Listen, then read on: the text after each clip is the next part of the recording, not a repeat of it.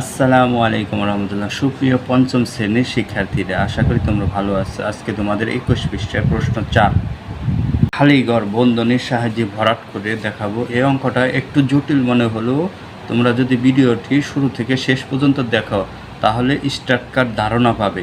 এই ধরনের অঙ্ক তোমাদের পরীক্ষায় আসতে পারে এবং এই তোমাদের বইতে বেশ কয়েকটা এই ধরনের অঙ্ক আছে। তাই আমি একটি জটিল অঙ্ক করে দেখাবো। এই জটিল অঙ্কটা অবশ্যই মনোযোগ সহকারে দেখবে এবং এই অঙ্কটি আমরা প্রথমে সাধারণ নিয়মে করব। সাধারণ নিয়মে যদি আমি না করি তাহলে কিন্তু তোমরা বুঝতে পারবে না। এই হঠাৎ করে এই খালি ঘরগুলোর ভিতরে কিন্তু তোমরা বসাতে পারবে না। আগে এই সাধারণ নিয়মে করব। সাধারণ নিয়মে যেভাবে করছি শুধুমাত্র এই খালি ঘরে এই সংখ্যাগুলো বসিয়ে দেব, একের পর এক সংখ্যা বসিয়ে দেব।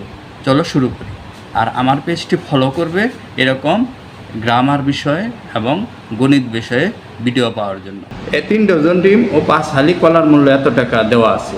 তাহলে এখানে 3 ডজন ও 5 হালি একসাথে দেওয়া আছে। তো আমাদের এই 3 ডজন ডিমের মূল্যটা আলাদাভাবে বের করে তারপরে একটা বিয়োগ করে দেব। চলো শুরু করি। 1 ডজন ডিমের মূল্য 140 টাকা, যে বইতে কিন্তু দেওয়া আছে।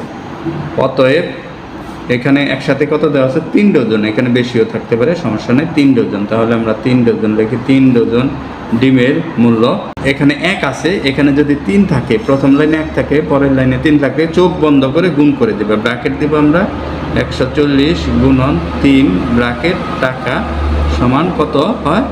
3 14 42, 42 একটা শূন্য দিয়ে দিলাম। 3 14 42 লিখে একটা শূন্য দিয়ে দিলাম, এত টাকা। এখন বলা হয়েছে যে 3 ডজন ডিম ও 5 হালি কলার মূল্য এত টাকা। আমাদের 3 ডজন ডিমের দাম কিন্তু 420 টাকা বেরিয়েছে। তাহলে এই লাইনটা এখন লিখব।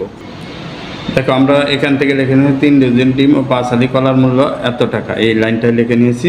আমরা 3 ডজন ডিম আলাদা বের করেছি। তাহলে 3 ডজন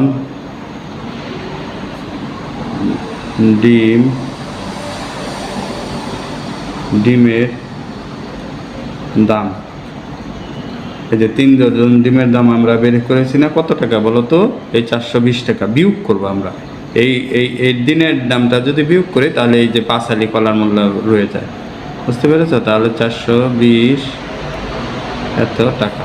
দেখো, 3 ডজন ডিমের দাম বিয়োগ করব এই উপরের লাইন থেকে। তাহলে আমরা বিয়োগটা করে নেই। কত হয়? 0 আর 0 2 0 0 2 2 মিলে গেল 0, 4 আছে 2 6 হইলে এত টাকা। 5 হালি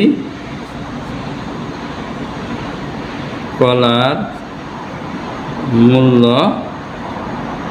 200 টাকা, তাই না? 5 হালি কলার মূল্য 200 টাকা। এই 3 ডিমের দামটা কিন্তু বিয়োগ করে বাদ দিয়েছে। 5 হালি কলার মূল্য 200 টাকা। 5 হালি কলার মূল্য 200 টাকা। তাইলে আমরা 1 হালি কলার মূল্য কত হবে? অতএব 1 হালি কলার মূল্য, এখানে ভাগ হবে না গুণ হবে বলো তো? এই যে উপরের লাইনে 5 বেশি আছে, নিচের লাইনে 1 আছে। আমি বলছি উপরের লাইনে যদি 1 থাকে তাইলে গুণ হবে, উপরের লাইনে যদি 1-এর বেশি থাকে, নিচে 1 আসে, তাইলে এটা ভাগ হবে। ভাগ করে দেই। 200 ভাগ কত? 5 টাকা।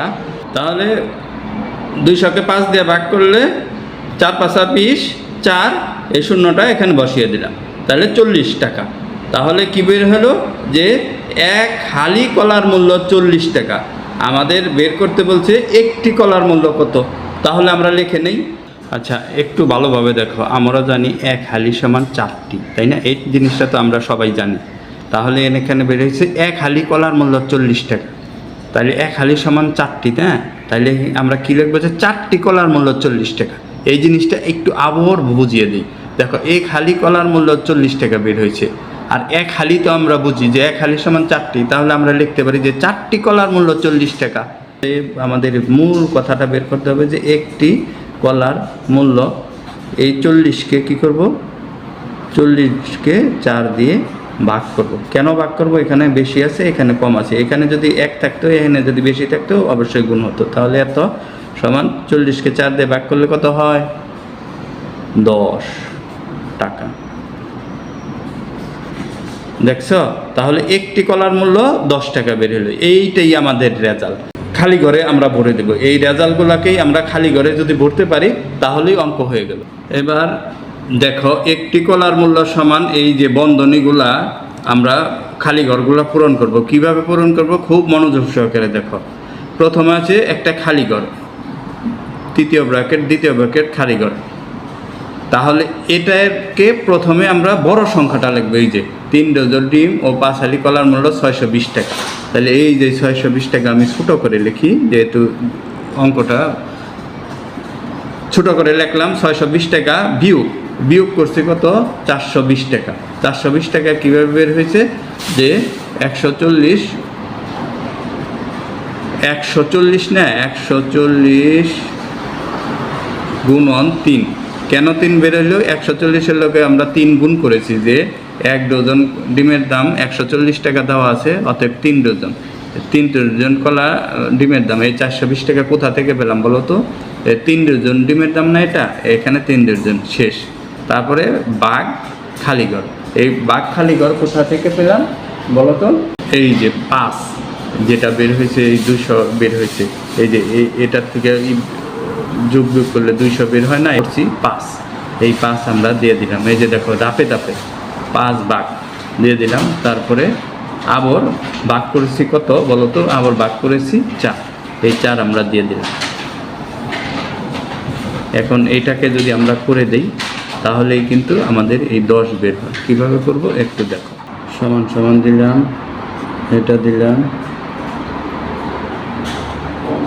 620, এটা যা আছে তাই লিখলাম, বিয়োগ এই 140-এর সাথে 3 গুণ করলে কত হয়? 420। খালিঘর 420, তাই না? এটার সাথে এটা গুণ করলে 420 হয়। এখানে একটা সংখ্যা থাকলে কখনো ব্র্যাকেট দেব না। তাহলে এই ফার্স্ট ব্র্যাকেট হলোগা রয়েছে, সেকেন্ড ব্র্যাকেট ভাগ এত ভাগ 5। অন্য ব্র্যাকেটগুলোতে আমরা এখন হাত দিব না।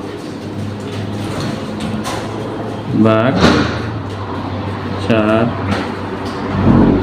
টাকা সমান সমান। এবার এটা থেকে এটা বিয়োগ করব।